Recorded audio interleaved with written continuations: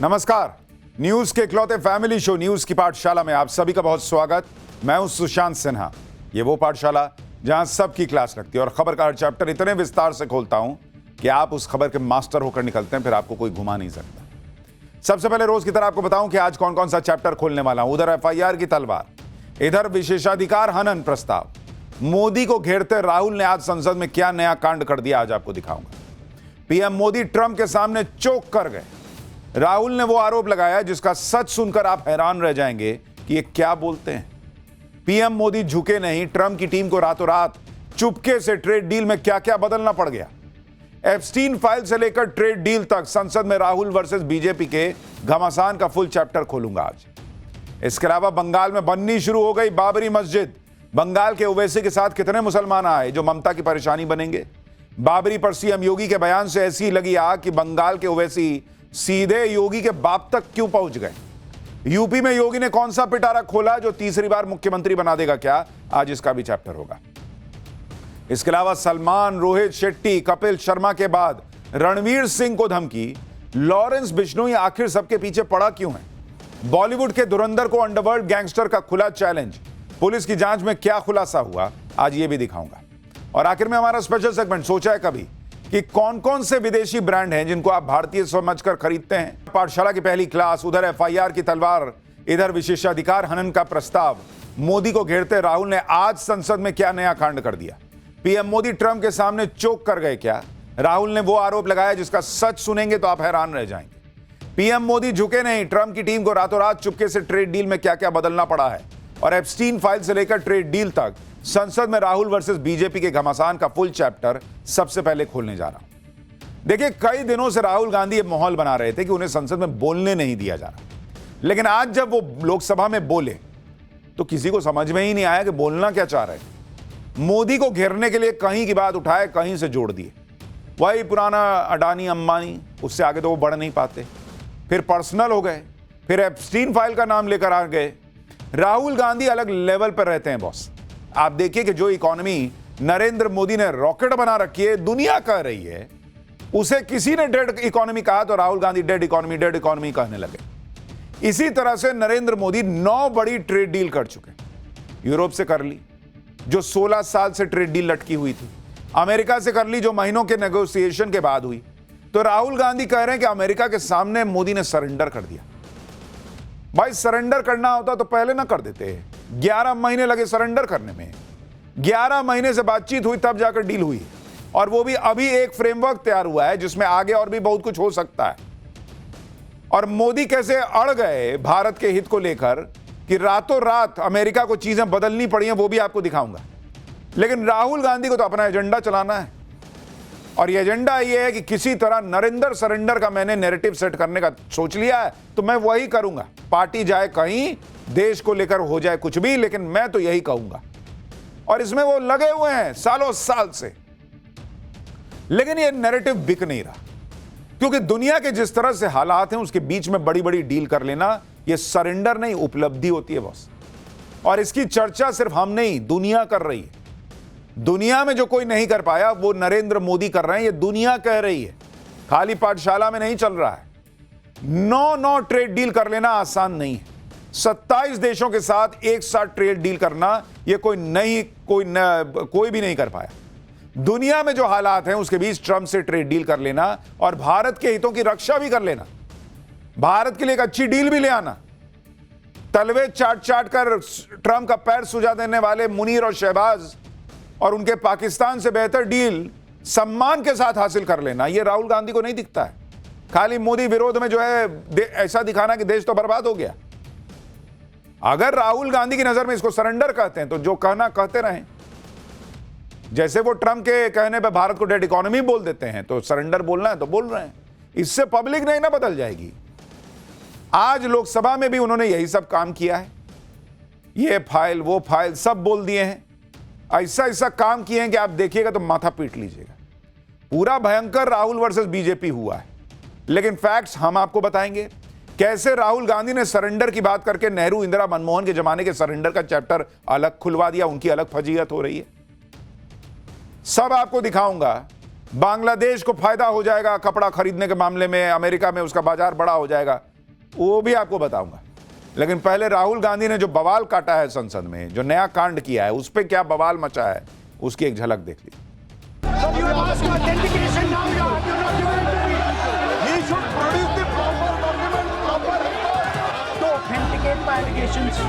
की आंख में डर दिखता है, दिख रहा है सर आंख में आंख नहीं मिला पाते हैं। सड़क छाप आचरण आपको संसद में देखना हो तो कांग्रेस पार्टी और विपक्षी दलों का आचरण देखा जा सकता है। और राहुल गांधी खप्तुल हवास हो चुके हैं, उन्हें इस विषय का पता ही नहीं रहता है।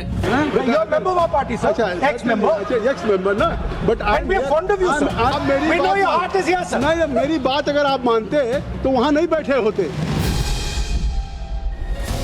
जो भी I'd also like to ask Mr. Hardeep Puri who introduced him Mr. Chair to Epstein. As part of a delegation of the IPI or the ICM that I met Mr. Epstein on a few occasions, 3 or maximum 4. Now, I don't believe any Indian Prime Minister would do this.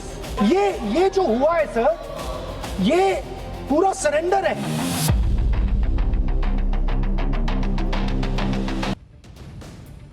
अब राहुल गांधी क्या बोलते हैं ये तो वही जाने, या कांग्रेस और उसका जो इकोसिस्टम है, भाई ये लोग क्या बोलते हैं ये यही समझते हैं, क्योंकि जो बातें वो करते हैं उसमें अगर आप सिर पैर ढूंढने निकलिएगा तो बहुत दिक्कत होगी। लेकिन बोलने से पहले कम से कम इतना तो सोच लेना चाहिए कि बोल क्या रहे हैं।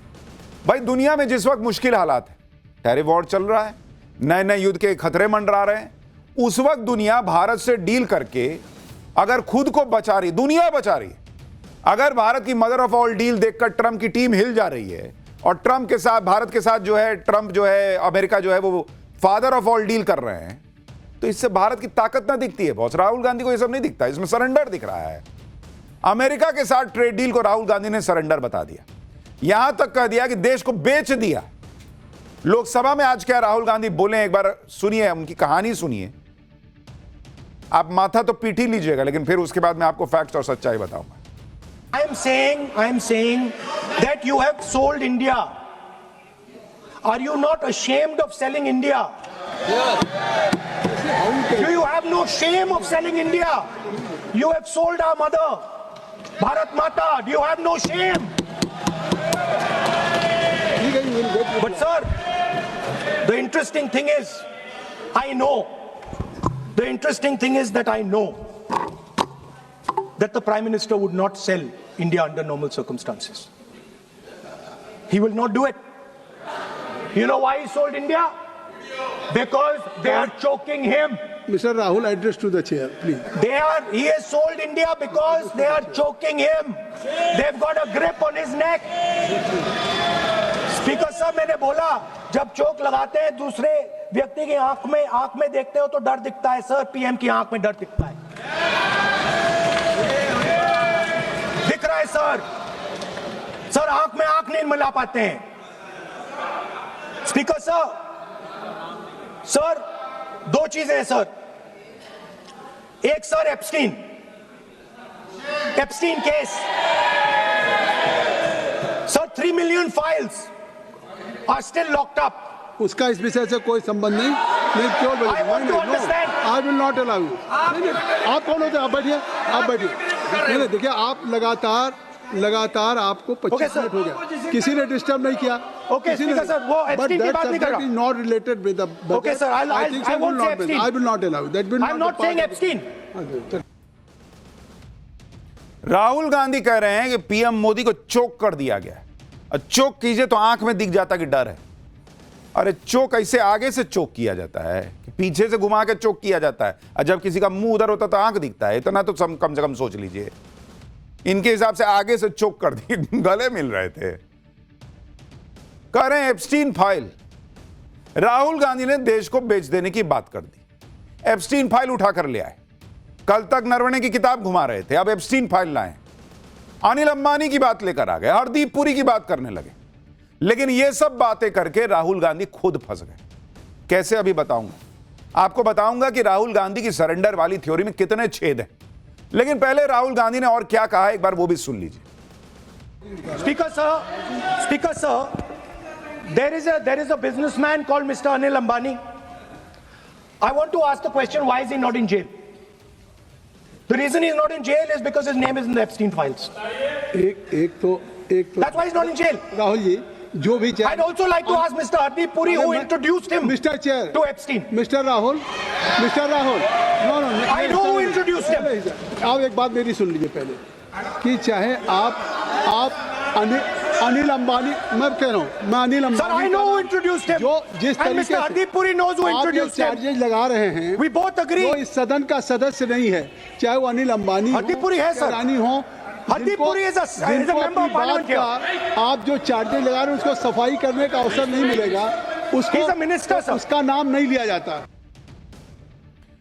अब आप सोचिए, राहुल गांधी आज लोकसभा में यह थ्योरी लेकर आए कि सामान्य हालत में पीएम मोदी ट्रंप के सामने नहीं झुकते। क्यों भाई, आप तो इतने साल से यही माहौल बना रहे हैं कि मोदी डरपोक हैं, तो सामान्य हालत में क्यों नहीं झुकते? क्योंकि इनके नैरेटिव को वो सूट नहीं करता। इनको यह बताना है कि कुछ ऐसा हुआ है कि मोदी झुक गए, तो आज अपने से कहने लगे कि मोदी नहीं झुकने वालों में से।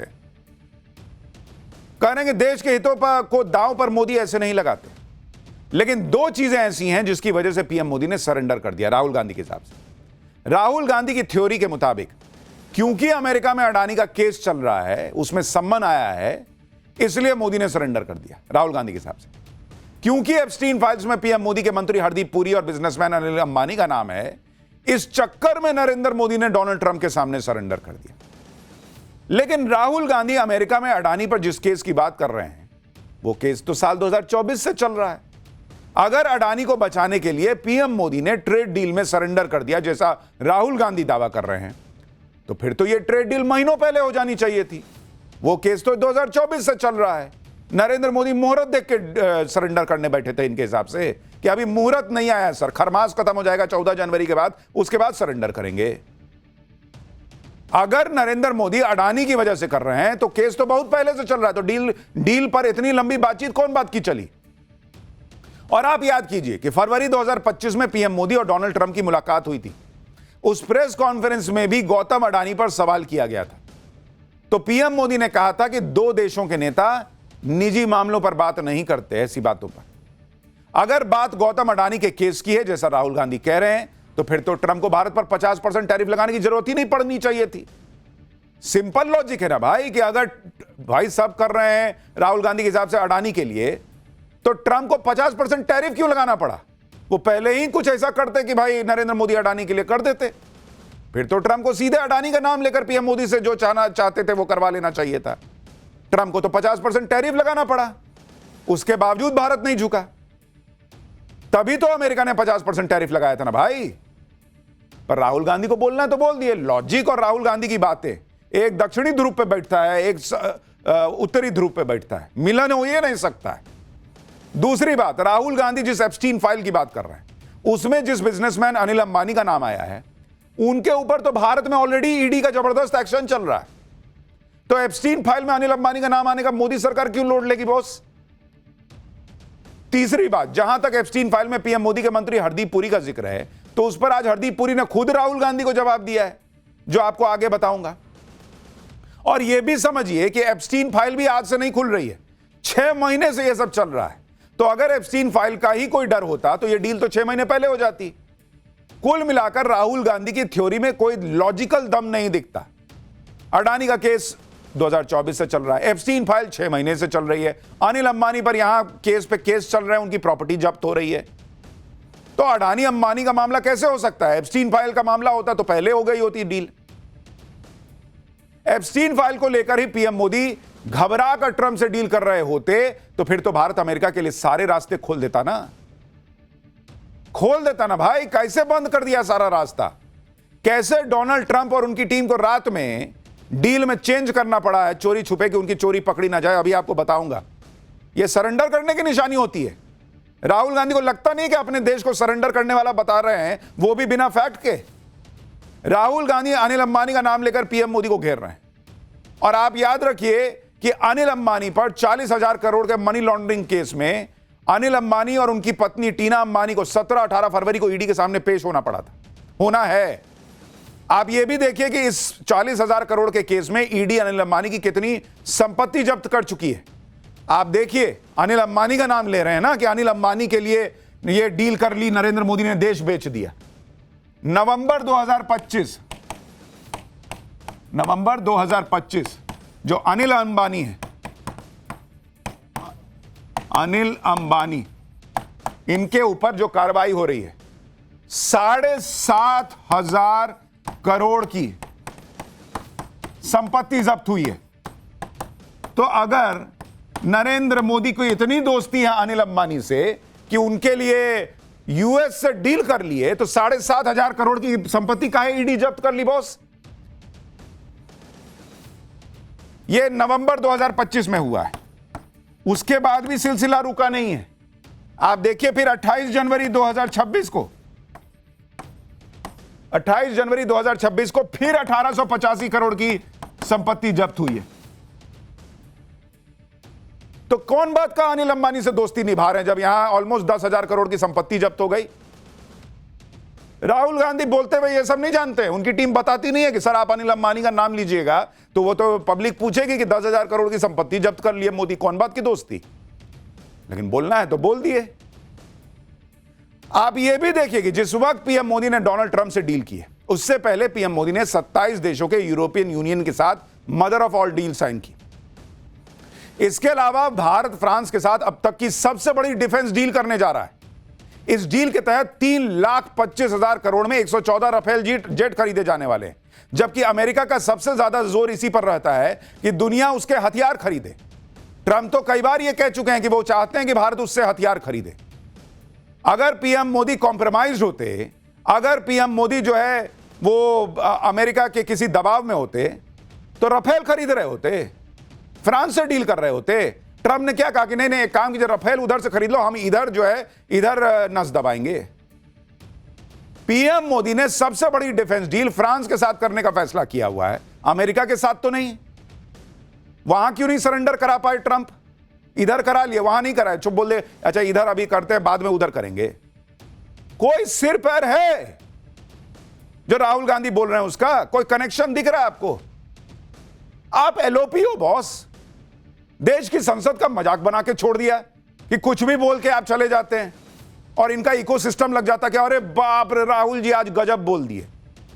राहुल गांधी ने पीएम मोदी पर देश को बेचने का गंभीर आरोप लगाया तो सदन में हंगामा भी हुआ। संसदीय कार्य मंत्री किरण रिजिजू ने राहुल गांधी को तगड़ा जवाब दिया, कहा कि कोई माई का लाल पैदा नहीं हुआ है जो इस देश को बेच दे।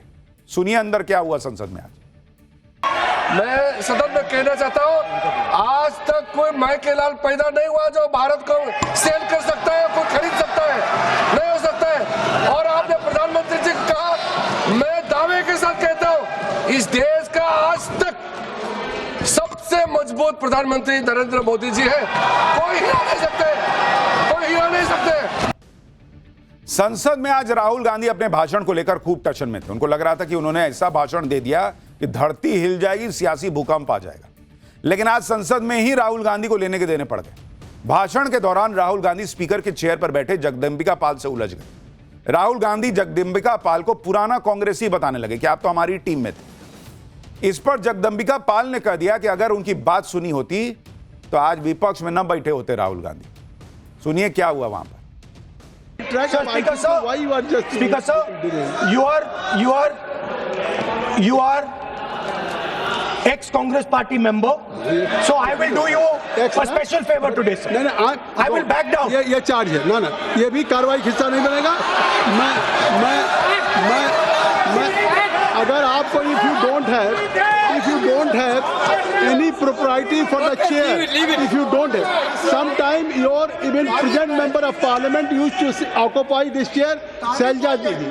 Selja is also for Speaker sir, you know we know you have fondness for you. Speaker, you are an ex-member of our party, absolutely. so I will not go very aggressive today. Why you are mentioning too much? You are a member of our party, sir. Ex-member. Ex-member, no. But and we are fond of you, sir. I'm here. We like you. I'm here as a presiding officer. But we like you, sir. अगर हमारी बात आप we know your heart is not there, sir. अगर आप मेरी we know your heart is here, sir. नहीं, मेरी बात अगर आप मानते तो वहाँ नहीं बैठे होते। आप अगर if you are sitting there, तो only because of you have not taken my advice. Here I am advising you. Here if I am advising that you should move on the correct track. So I think so. Still you have time. Still you have time to you should move on correct track. एक संसदीय गरिमा होती है, वो कहाँ है? कभी किसी को गद्दार बोल देते हैं, कभी स्पीकर पे की चेयर पे जो व्यक्ति बैठा है उस पे अलग अलग दल के लोग बैठते हैं। कभी कभी उसको कह रहे हैं कि आप तो एक्स कांग्रेसी थे, तो उन्होंने भी कह दिया कि मेरी बात सुने होते तो आज ऑपोजिशन में ना बैठे होते। लोकसभा में राहुल गांधी को बोलने का मौका मिला तो उन्हें लगा कि कुछ भी बोलकर निकल लेंगे, लेकिन बीजेपी ने भी उनको घेर लिया। कहां तो राहुल गांधी लोकसभा स्पीकर को हटाने के लिए नोटिस लाए थे और कहां वो खुद विशेषाधिकार हनन के मामले में फंस गए। राहुल गांधी ने एप्स्टीन फाइल्स को लेकर केंद्रीय मंत्री हरदीप पुरी पर जो आरोप लगाए, उसे लेकर सरकार अब राहुल गांधी के खिलाफ विशेषाधिकार हनन का नोटिस लाएगी। संसदीय कार्य मंत्री किरण रिजिजू ने कहा है कि राहुल गांधी आधारहीन आरोप लगाकर बच नहीं सकते, उन्हें अपने आरोपों को हाउस में ऑथेंटिकेट करना होगा। सुनिए। We are going to file a notice, privilege notice, against Sri Rahul Gandhi for misleading the House and also making baseless statement. There is a very clear-cut rules of procedure and conduct of business. मैंने कहा कि मैं authenticate कर दूंगा। Department of justice files हैं Epstein पे, हरदीप पुरी का नाम उसमें है, अनिल अंबानी का नाम उसमें है। अदानी का केस चल रहा है, उसमें समन्स आई हैं। गवर्नमेंट ऑफ इंडिया ने 18 महीने के लिए रिप्लाई नहीं दिया है। डायरेक्ट प्रेशर है प्राइम मिनिस्टर पे, वो सब जानते हैं। बट मेन बात ये है, देखिए, बिना प्रेशर कोई हिंदुस्तान का प्राइम मिनिस्टर ये नहीं कर सकता है जो हुआ है। अब ये भी देखिए कि प्रिविलेज मोशन में क्या होता है। अगर स्पीकर प्रिविलेज मोशन को मंजूर कर लेते हैं तो इसके बाद इसे प्रिविलेज कमेटी के पास भेज दिया जाता है। अगर प्रिविलेज कमेटी किसी सांसद को विशेषाधिकार हनन का दोषी पाती है तो सदस्य को इसके लिए चेतावनी दी जा सकती है, कुछ समय के लिए सस्पेंड किया जा सकता है और माफी मांगने के लिए भी कहा जा सकता है। सदस्यता भी जा सकती है, हालांकि ऐसा बहुत कम होता है। राहुल गांधी नई मुसीबत में फंस गए। कल तक एमएम नरवणे की किताब लहरा रहे थे, लेकिन जब किताब को लेकर और प्रशासक ने राहुल गांधी के दावों की धज्जियां उड़ा दी तो राहुल गांधी का अब किताब का नाम नहीं ले रहे। इसी तरह अब राहुल गांधी विशेषाधिकार हनन के मामले में फंस सकते हैं और शायद इसलिए आज संसद के बाहर राहुल गांधी की बॉडी लैंग्वेज इस तरह की दिखी कि संसद के बाहर जब केंद्रीय मंत्री अश्विनी वैष्णव और प्रहलाद जोशी मीडिया से बात कर रहे थे तो राहुल गांधी अचानक बीच में कूद गए। मैं कह ना रहा हूं बॉस, संसदीय परंपरा के चीथड़े उड़ चुके हैं जब से राहुल गांधी एलओपी बने। राहुल गांधी केंद्रीय मंत्री प्रहलाद जोशी का हाथ पकड़कर उनको रोकने लगे, कहने लगे कि आइए मीडिया से साथ में बात करते। कौन बात कर साथ में बात करेंगे बॉस, वो आपसे। ड्रामा चल रहा है संसद के अंदर। मोदी सरकार के मंत्रियों ने राहुल गांधी को इग्नोर किया, वहां से चल दिए। यही काम बचा है। अपना बोलो ना भाई, आपको जो बोलना है। देखिए क्या हुआ है।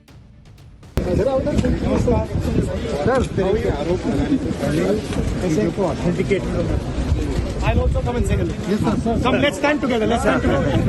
Let's do it together. Come do it together.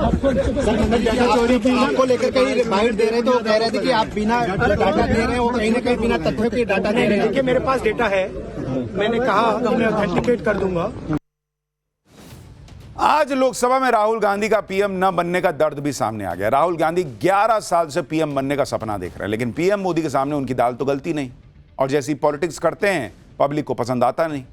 आज राहुल गांधी ने लोकसभा में कह दिया कि अगर उनकी इंडी गठबंधन की सरकार होती तो वो किस तरह से ट्रंप से डील करते। सुनिए राहुल गांधी को। फिर आपको याद दिलाता हूं कि कांग्रेस के जमाने में डील होती कैसे।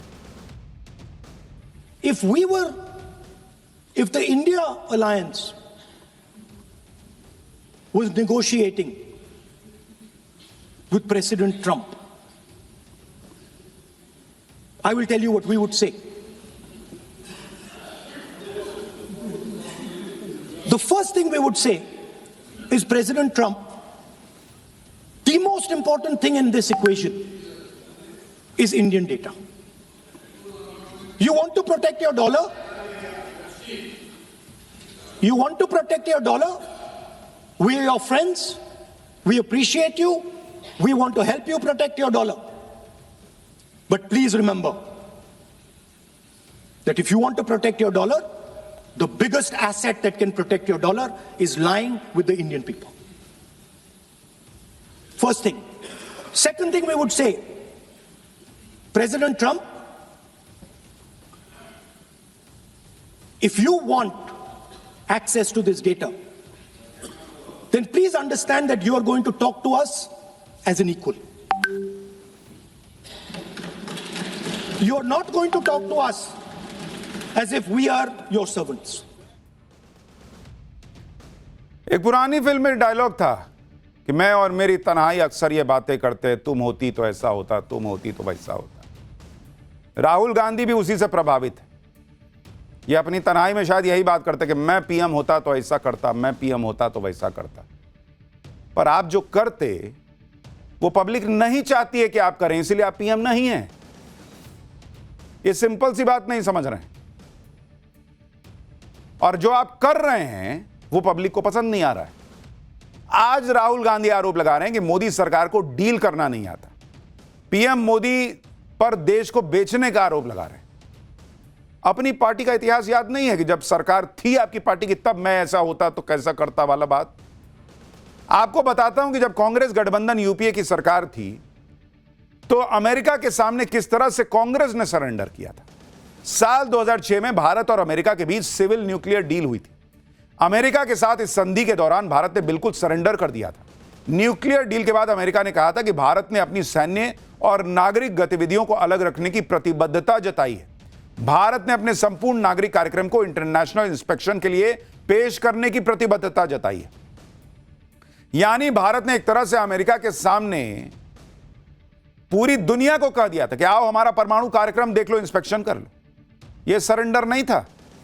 अमेरिका से पिंकी प्रॉमिस खेल रहे थे कि हां हम नहीं करेंगे, हम इसका गलत इस्तेमाल नहीं करेंगे, आओ तुम्हारा जब मन करे तुम देख लो। यह सरेंडर करना नहीं होता है। भारत अपना परमाणु कार्यक्रम कैसे चलाएगा यह अमेरिका तय करेगा। आज बीजेपी ने कांग्रेस की पुरानी डील्स की फाइल खोल दी। सुनिए सुधांशु त्रिवेदी को, फिर मैं आपको कांग्रेस के जमाने की पुरानी डील्स तो बताऊंगा ही, साथ ही आज के नए भारत के सामने कैसे अमेरिका की ट्रेड डील भारत से जो हुई उसमें अमेरिका को पीछे हटना पड़ा है, आपको वो भी दिखाऊंगा। मुझे लगता है सामान्य कूटनीति, सामान्य अर्थनीति और थोड़ी भी जानकारी यदि होती तो मुझे लगता है इस प्रकार की निराधार अपशब्दों का प्रयोग उन्हें नहीं करना चाहिए था। अब बेचता कौन है तो मैं याद दिलाना चाहता हूं, कांग्रेस पार्टी से पूछता हूं, वोल्कर रिपोर्ट, तेल के कूपन कांग्रेस पार्टी को मिले सद्दाम हुसैन के द्वारा, जिसके लिए नटवर सिंह को इस्तीफा देना पड़ा। किसको बेच रहे थे? इंडो यूएस न्यूक्लियर डील उस समय के deputy chief of mission Steven white के पास, मैं नाम नहीं लेना चाहता हूं, बाकायदा न्यूज आई कि कांग्रेस का एक नेता पहुंच के कहता कि हमने सारे पैसे का अरेंजमेंट कर लिया है। और एकमात्र मौका जब सदन के पटल के ऊपर सांसदों ने पैसा रख के कहा कि हमें यह पैसा दिया गया था ताकि उस डील को पास कराया जा सके। कौन देश को बेच रहा था? आप यह भी देखिए कि अमेरिका से जिस ट्रेड डील को लेकर राहुल गांधी इतना हल्ला मचा रहे हैं कि पीएम मोदी ने सरेंडर कर दिया, अगर सरेंडर ही किया होता तो अमेरिका यह सब बदलाव क्यों करता जो उसे आधी रात करना पड़ा। अमेरिका से जो ट्रेड डील हुई उसमें कुछ बदलाव हुए हैं और ऐसे बदलाव जो सीधे सीधे भारत के फायदे के। 9 फरवरी को जो इंडिया यूएस ट्रेड डील का फ्रेमवर्क जारी हुआ था उससे जुड़ी फैक्ट शीट को लेकर अमेरिका ने बदलाव किए हैं और इन बदलावों को जारी किया। अमेरिका के व्हाइट हाउस ने ट्रेड डील को लेकर जो अपडेट जारी किया है उसमें 3 बड़े बदलाव हैं जो सब के सब भारत के पक्ष में। पहला बदलाव, अमेरिका की तरफ से पहले कहा गया था कि भारत अमेरिका से $500 बिलियन 45 लाख करोड़ के प्रोडक्ट खरीदने के लिए कमिटेड है, यानी प्रतिबद्ध है। भारत की सरकार कहती रही कि हमने ऐसा कोई कमिटमेंट नहीं किया, लेकिन ये लोग मानने को तैयार नहीं।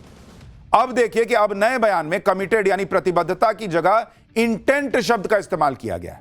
यानी भारत का इरादा है कि वो ज्यादा से ज्यादा अमेरिकी प्रोडक्ट खरीदेगा। यानी भारत ने कोई कमिटमेंट नहीं दिया है, इरादा तो हम किसी के साथ कुछ भी करने का रख सकते हैं, खरीदने का रख सकते हैं। अमेरिका को पीछे हटना पड़ा है। इससे यह साफ हो गया कि भारत पर किसी तरह का कोई दबाव नहीं है कि वो $500 बिलियन का सामान खरीदेगा ही खरीदेगा। और हमने पाठशाला में आपको यह बताया था। लेकिन राहुल गांधी सवाल उठा रहे हैं कि अरे $500 बिलियन का सामान भारत क्यों खरीदेगा। दूसरी बात, डील को लेकर पहले कहा गया था कि भारत अमेरिका की कुछ दालों पर टैरिफ को खत्म करेगा या कम करेगा, लेकिन अब कुछ दालों के शब्द को भी अमेरिका ने अपनी फैक्ट शीट से हटा दिया। इसका मतलब यह है कि दाल पर टैरिफ कम करने की बात ऑफिशियल फैक्ट शीट में नहीं रही। यानी अमेरिका या तो झूठ बोल रहा था या गुमराह कर रहा था और उसको पीछे हटना पड़ा क्योंकि भारत अड़ गया कि ये क्या लिखे हो, हटाओ इसको। तीसरा बदलाव, पहले के बयान में यह बात कही गई थी कि भारत अपने डिजिटल सर्विस टैक्स को हटा देगा, लेकिन नए बयान में भी इस लाइन को हटा दिया गया। जबकि राहुल गांधी लोकसभा में संसद में यह आरोप लगा रहे थे कि भारत तो डिजिटल टैक्स हटा देगा, लेकिन नए बयान से यह लाइन भी हट गई।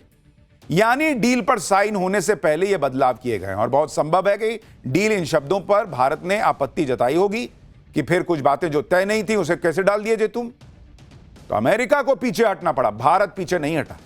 इसमें सबसे बड़ा और जरूरी बदलाव दालों को लेकर है, क्योंकि अमेरिका और भारत की डील का ट्रिगर पॉइंट ही यही है कि भारत एग्रीकल्चर के सामने नहीं झुकेगा। दूसरी बात यह है कि भारत अपनी दाल की जरूरतों को पूरा करने के लिए दूसरे देशों से भी दाल मंगवाता है, लेकिन उसमें अमेरिका प्रमुख सप्लायर नहीं है।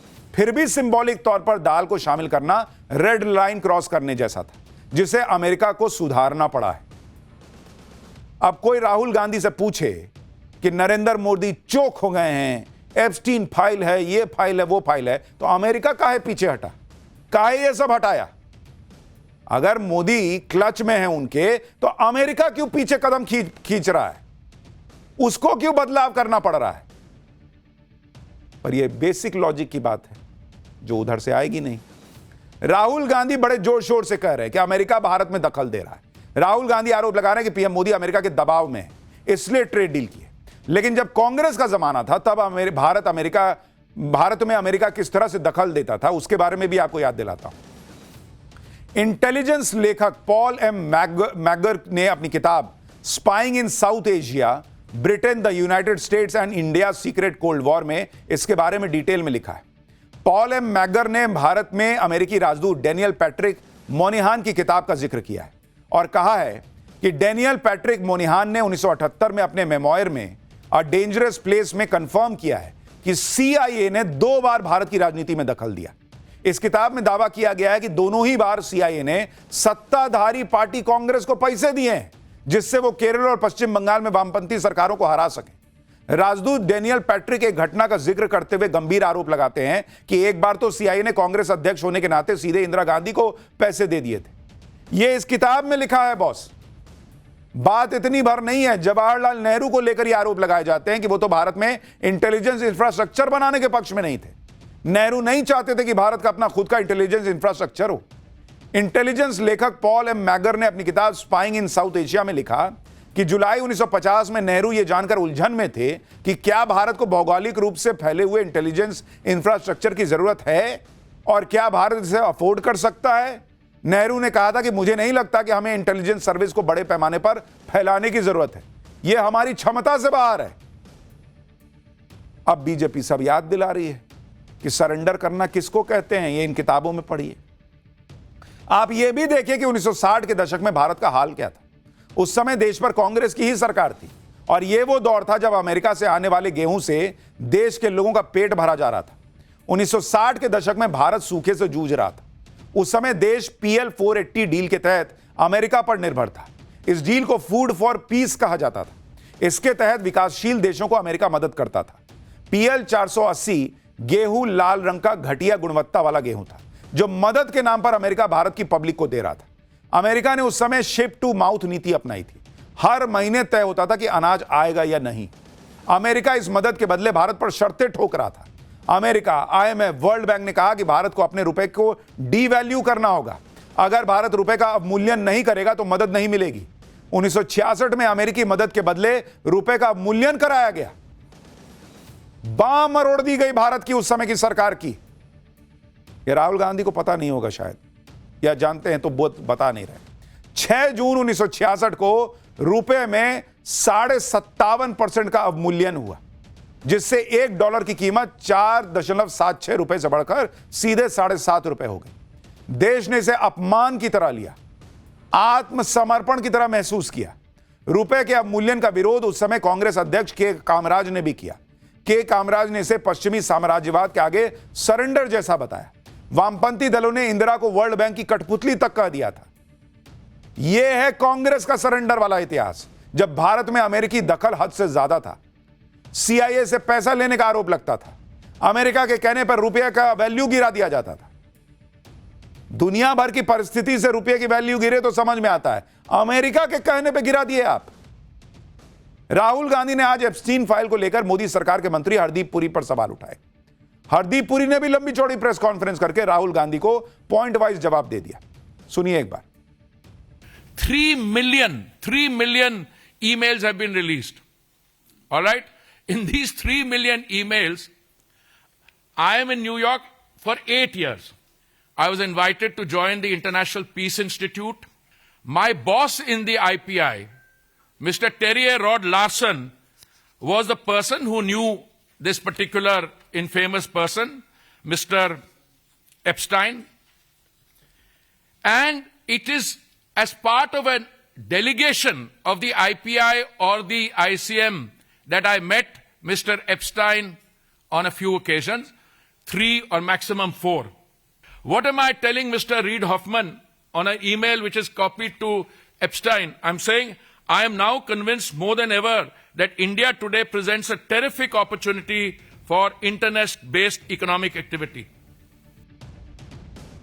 आज राहुल गांधी ने ट्रेड डील पर बोलते हुए बांग्लादेश का भी जिक्र किया। राहुल गांधी ने आरोप लगाया कि बांग्लादेश के कपड़ों पर तो अमेरिका ने 0 टैरिफ कर दिया है, इससे तो अमेरिका में भारत का टेक्सटाइल एक्सपोर्ट ही खत्म हो जाएगा।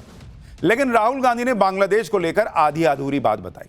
सच क्या है मैं आपको बताता हूं।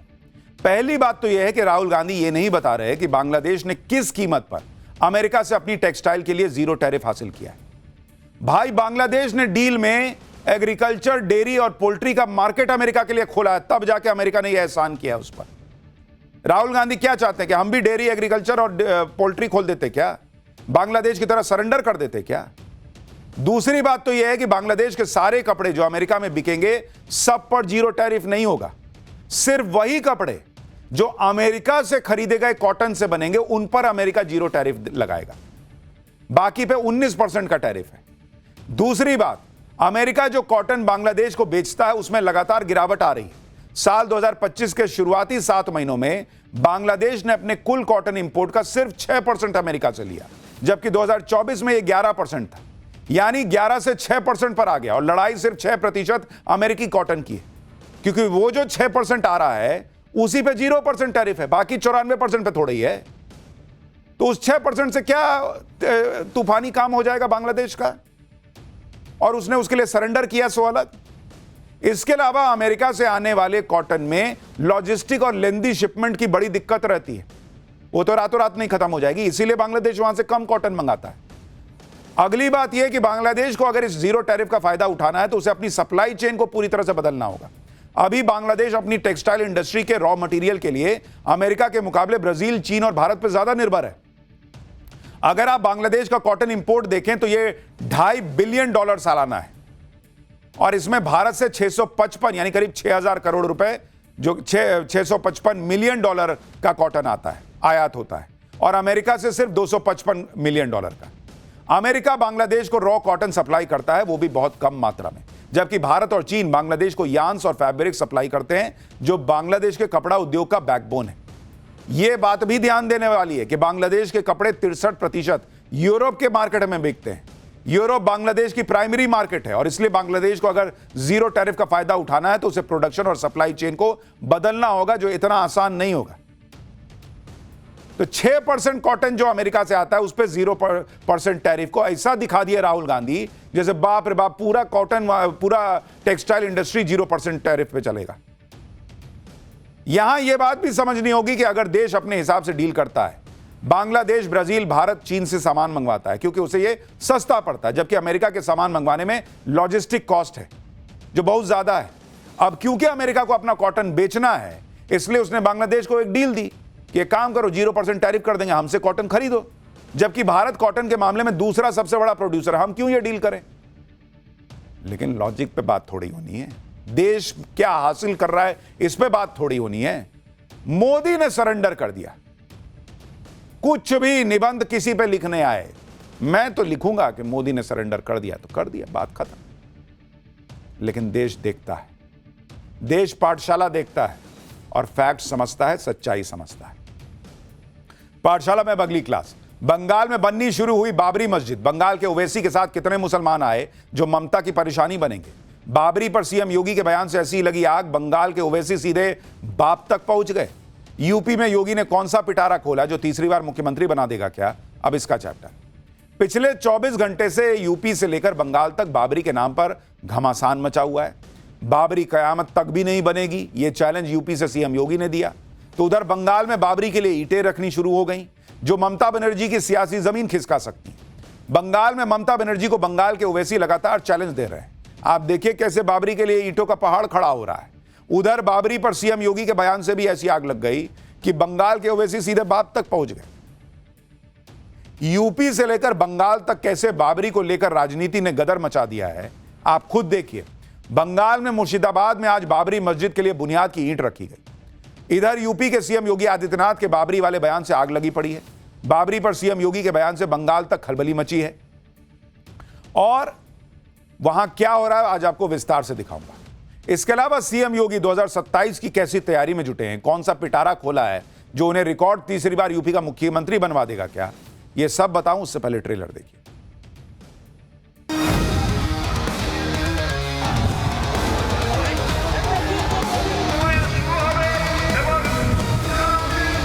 कयामत का दिन तो कभी आना ही नहीं है और इसलिए बाबरी ढांचे का पुनर्निर्माण कभी होना ही नहीं है।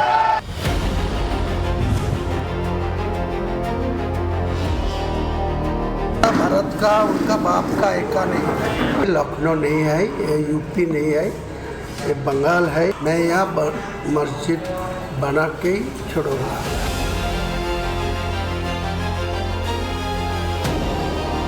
पहली बार हुआ है जब किसी मुख्यमंत्री को 10वां बजट प्रस्तुत करने का अवसर प्राप्त हुआ है यूपी जैसे राज्य में। ये विदाई बजट है और साथ ही साथ इसके भाजपा की विदाई भी। देखिए, सबसे पहले बात बंगाल की, जहां अगले कुछ महीनों में चुनाव होने हैं और इस बार ममता बनर्जी चुनाव को लेकर बहुत टेंशन में। वो इतना कंफ्यूजन है कि कभी मंदिर, कभी एसआईआर, कभी सेंट्रल एजेंसियों की बात करके प्रधानमंत्री मोदी को घेरने की कोशिश कर रही हैं। उस पर ममता बनर्जी की टेंशन बंगाल के ओवैसी बढ़ाते जा रहे हैं, क्योंकि अब तक बंगाल में जो मुस्लिम वोट बैंक एक तरफा ममता बनर्जी के पक्ष में जाता था, उसमें बंगाल के ओवैसी लगातार सेंध लगा रहे हैं। आज बंगाल के ओवैसी कहे जाने वाले हुमायूं कबीर ने अपने हाथों से मुर्शिदाबाद में बाबरी मस्जिद की बुनियाद की ईंट रख दी। बाबरी का काम शुरू करने से पहले बंगाल के ओवैसी हुमायूं कबीर ने करीब 1200 लोगों के साथ कुरान का पाठ भी किया। हुमायूं कबीर ने ममता बनर्जी को चुनाव में हराने का ऐलान किया। ऐसे में बाबरी की नींव रखने के दौरान मुस्लिम धर्मगुरुओं के साथ ही हिंदू धर्मगुरुओं को भी अपने मंच पर जगह दी।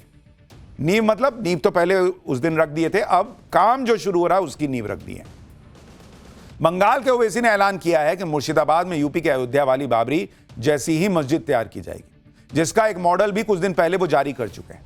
और जिस तरह बाबरी मस्जिद के लिए मुसलमानों की भीड़ जुट रही है, लोग भाई देख रहे हैं ईंटा उठा उठा के ला रहे हैं कि इसी से बनाओ मस्जिद, उसने ममता बनर्जी की टेंशन बढ़ा दी।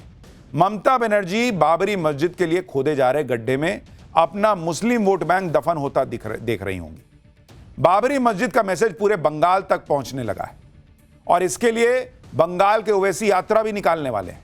बाबरी मस्जिद की तस्वीर वाली टी शर्ट बांट रहे हैं, देख रहे हैं, टी शर्ट में फोटो छप गया है। मुर्शिदाबाद में जिस जगह बाबरी का काम शुरू हुआ है, वहां से हमारे सहयोगी की एक रिपोर्ट देखिए, फिर बताता हूं कि यूपी के सीएम योगी आदित्यनाथ ने कयामत वाली बात कही तो बंगाल के ओवैसी कैसे बाप तक चले गए। हमारे पीछे हम आपको जो तस्वीरें दिखा रहे हैं, ये उसी जमीन की है जहां पर बाबरी मस्जिद का निर्माण कार्य जो है शुरू हो चुका है। आज यानी कि 11 तारीख से औपचारिक तौर पे यहां पर काम शुरू किया गया और जिस तरह से हम देख रहे हैं तमाम जेसीबी मशीन से लेकर एक्सकवेटर यहां पर काम कर रहे हैं, क्योंकि एक फोटो भी रिलीज की गई है हुमायूं कबीर की तरफ से और उसी ढांचे पर जो है बाबरी मस्जिद का पूरा डिजाइन और बनाया जाएगा। यहाँ हम तस्वीरों के माध्यम से देख रहे हैं किस यानी बाबरी मस्जिद बनाने का काम पूरे जोर शोर से शुरू हो गया है। आप ये भी देखिए कि मुर्शिदाबाद में बन रही बाबरी मस्जिद के लिए बंगाल के ओवैसी के समर्थन में भीड़ जुट रही है। मस्जिद के लिए आ रहा करोड़ों का चंदा और इधर बीपी बढ़ रहा है टीएमसी का। दरअसल बंगाल में मुस्लिम वोट बैंक के सहारे ही ममता बनर्जी ने कभी लेफ्ट का किला गिराया था। अब बंगाल के ओवैसी हुमायूं कबीर इसी मुस्लिम वोट बैंक के दम पर ममता बनर्जी को हराकर बंगाल का किंग मेकर बनने का सपना देख रहे हैं। 2011 की जनगणना के मुताबिक बंगाल में 27% मुस्लिम है। हालांकि ममता बनर्जी का खुद का अनुमान है कि बंगाल में अब मुसलमानों की आबादी कुल आबादी का करीब 32% हो चुकी होगी। बंगाल की कुल 130 विधानसभा सीटों में मुस्लिम वोटर्स का सबसे अधिक प्रभाव है, जबकि 130 में से 90 विधानसभा सीटों पर मुस्लिम वोट गेम चेंजर साबित होते हैं। अगर बंगाल के ओवैसी का बाबरी वाला मुद्दा काम कर गया तो फिर ममता बनर्जी का खेल बिगड़ सकता है। इसलिए टीएमसी ये तस्वीरें देखकर हड़बड़ाई हुई है। बंगाल में बाबरी के मुद्दे पर कैसे राजनीति में आग लगी है, आप नेताओं के बयान सुन लीजिए, आपको समझ में आ जाएगा। अभी इलेक्शन के पहले भाजपा यहां पर थोड़ा ये जो है ये पॉलिटिक्स में वो थोड़ा 2-3 बी टीम, सी टीम, डी टीम खड़ा कर देने का कोशिश कर रहे हैं। इसका ये सब पुतला है, इसका ओरिजिनल जो कंट्रोल है ये सब कंट्रोल दिल्ली से होता है। जो ममता जी चाह रहे वही हो रहे हैं। तृणमूल कांग्रेस का कारण एक मिनी पाकिस्तान बनेगा मुर्शिदाबाद डिस्ट्रिक्ट, उसी की तरफ जा रहे हैं। तृणमूल कांग्रेस का एक प्लान बी है, ये बी टीम है तृणमूल कांग्रेस का। हुमायूं कबीर ही तृणमूल है, तृणमूल ही हुमायूं कबीर है। हुमायूं कबीर तृणमूल से अलग नहीं है, ये सस्पेंशन तक नाटक है। बंगाल के ओवैसी जिस तरह अपनी बाबरी से ममता बनर्जी को टेंशन दे रहे, उसी बाबरी पर यूपी के सीएम योगी आदित्यनाथ के एक बयान से यूपी से बंगाल तक तहलका मचा हुआ है। सुनिए योगी ने जो कहा था उस पर बंगाल के ओवैसी कैसे बाप तक चले गए। हम आज फिर इस बात को कह रहे हैं कि कयामत के दिन तक भी कभी कयामत का दिन तो कभी आना ही नहीं है, और इसलिए बाबरी ढांचे का पुनर्निर्माण कभी होना ही नहीं है। जो कयामत के दिन आने का सपना देख रहे हैं ऐसे ही सड़गल जाएंगे, कभी वो दिन आने वाला नहीं है। भारत का उनका बाप का एका नहीं है। योगी आदित्यनाथ बोलने दीजिए, मैं बंगाल के रहने वाला है। लखनऊ नहीं है, ये यूपी नहीं है, ये बंगाल है या मुर्शिदाबाद है। मैं यहाँ मस्जिद बना के ही छोड़ूंगा, किसी को कोई रोक सकता रोक लीजिए। यानी बंगाल में चैलेंज दिया जा रहा है योगी को कि कोई रोक नहीं सकता बाबरी बनने से। लेकिन योगी का अगला चैलेंज तो 2027 का यूपी चुनाव है, और योगी ने अपना आज पिटारा खोलकर 2027 की धमाकेदार तैयारी शुरू कर दी। आज यूपी का बजट पेश हुआ, जो सीएम योगी के दूसरे कार्यकाल का एक तरह से आखिरी बजट, क्योंकि इसके बाद अब 2027 में तो चुनाव ही हो जाएगा। सीएम योगी ने यूपी को जिस तरह से 9 साल में देश की टॉप 3 इकोनॉमी में पहुंचा दिया, उसकी बड़ी चर्चा है। योगी सरकार के बजट के 10 बड़े ऐलान आपको बताता हूं। 34,000 करोड़ का नॉर्थ ईस्ट कॉरिडोर बनाने का ऐलान, जो गोरखपुर को डायरेक्ट सहारनपुर से जोड़ देगा। केंद्र सरकार की तर्ज पर यूपी में 7 नए स्मार्ट सिटी बनाई जाएंगी। कौशल विकास ट्रेनिंग देकर 10 लाख युवाओं को रोजगार देने का ऐलान किया गया है। 10वीं और 12वीं की मेधावी छात्राओं को फ्री में स्कूटी देने के लिए 400 करोड़ का बजट आवंटित किया गया है। गरीब लड़कियों की शादी के लिए 51,000 की जगह अब 1 लाख रुपए दिए जाएंगे। पीपीपी मॉडल पर 14 नए मेडिकल कॉलेज खुलेंगे। 18 जिलों में स्पोर्ट्स कॉलेज बनेंगे। पशुपालकों के लिए छुट्टा गोवंश के रखरखाव के लिए 2,000 करोड़ रुपए का फंड जारी किया जाएगा। छात्रों को फ्री टैबलेट और स्मार्टफोन के लिए 2374 करोड़ रुपए का बजट रखा गया है। मेरठ, मथुरा, वृंदावन और कानपुर में विकास के लिए 800 करोड़ रुपए खर्च होंगे। शहरों में काम करने वाले कामगारों के लिए लेबर अड्डे बनेंगे, जिनमें रहने का भी इंतजाम होगा। तो बहुत बड़ा बजट है, 9 लाख करोड़ से ज्यादा का बजट है, जितना तो पाकिस्तान का बजट नहीं होता उससे भी ज्यादा है। तो अपने कार्यकाल के 10वें बजट पर सीएम योगी आदित्यनाथ ने क्या कहा, एक बार वो भी सुनिए। 9 वर्ष में ये हमारी सरकार का 10वां बजट है, और पहली बार हुआ है जब किसी मुख्यमंत्री को 10वां बजट प्रस्तुत करने का अवसर प्राप्त हुआ है यूपी जैसे राज्य में। इससे पहले कभी नहीं हुआ।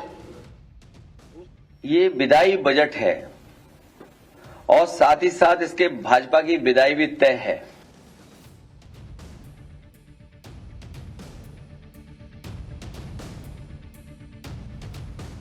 खैर, क्या ये विदाई बजट है या अगली बार फिर सरकार बनाने का मौका देगा, ये तो वक्त तय करेगा। फिलहाल हमारे लिए वक्त हो गया पाठशाला में अगला चैप्टर खोलने का। सलमान खान, रोहित शेट्टी, कपिल शर्मा के बाद रणवीर सिंह को धमकी। लॉरेंस बिश्नोई सबके पीछे पड़ा क्यों है? बॉलीवुड के धुरंधर को अंडरवर्ल्ड गैंगस्टर का खुला चैलेंज। पुलिस की जांच में क्या खुलासा हुआ, अब इसके बारे में बताता हूं। मुंबई में जिस तरह से बॉलीवुड के बड़े बड़े स्टार्स को धमकियां मिल रही हैं, फिरौती के लिए कॉल और मैसेज आ रहे हैं, घरों पर फायरिंग हो जा रही है, उसके बाद लोग कहने लगे हैं कि क्या मुंबई में एक बार फिर अंडरवर्ल्ड की वापसी हो रही है। 90 के दशक वाला दौर तो नहीं लौट रहा, क्योंकि आप देखिए कि सलमान खान, कपिल शर्मा और रोहित शेट्टी के बाद अब एक्टर रणवीर सिंह को धमकी मिली। इस बार भी धमकी लॉरेंस बिश्नोई गैंग ने दी है। रणवीर सिंह से फिरौती की मांग की गई और फिरौती न देने पर जान से मारने की धमकी मिली। लॉरेंस बिश्नोई ने बॉलीवुड स्टार्स के बीच डर का ऐसा माहौल बना दिया कि पुलिस भी अब इनको सिक्योरिटी दे रही है। बताया जा रहा है कि कई बॉलीवुड स्टार्स तो धमकी मिलने के बाद पुलिस तक पहुंच ही नहीं रहे।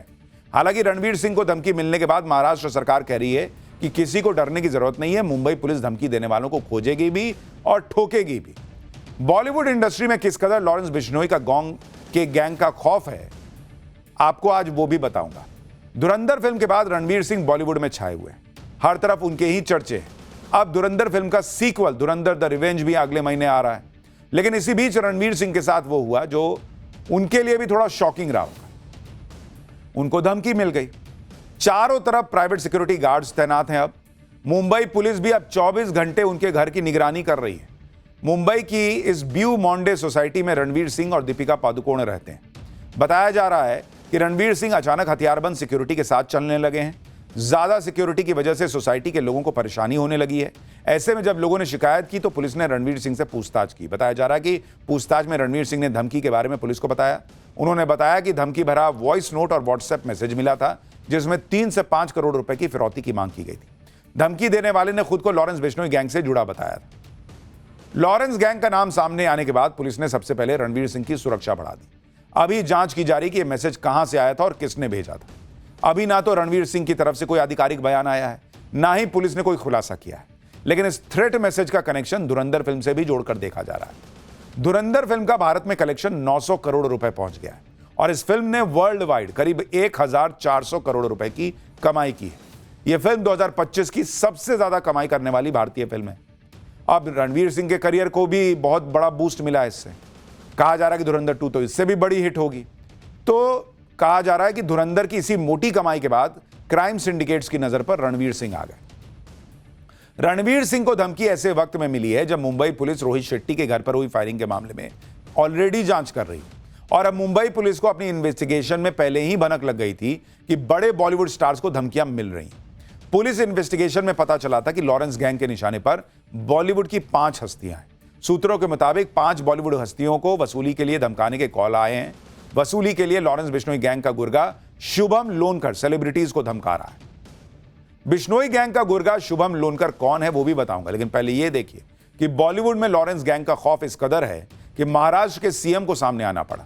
सीएम देवेंद्र फडणवीस को कहना पड़ रहा है कि महाराष्ट्र में किसी गैंग को पैर पसारने नहीं देंगे। कोई भी गैंग हो मुंबई में हम उनको पैर पसारने नहीं देंगे। इससे पहले भी प्रयास जिन्होंने किया, मुंबई पुलिस ने उनको अपनी जगह दिखाई है और अभी भी कोई भी प्रयास करेगा तो जगह दिखाई जाएगी। कई बार ये ध्यान में आता है कि कुछ पब्लिसिटी लेने के लिए भी ऐसी चीज़ें की जाती है, क्योंकि जब किसी स्टार के स्टाफ को धमकी मिलती है तो उसकी बड़ी खबर बन जाती है और फिर वो दिन भर खबर चलती है, उसमें से पब्लिसिटी लेने की भी कोशिश होती है। तो मुझे लगता है इससे किसी को डरने की आवश्यकता नहीं है।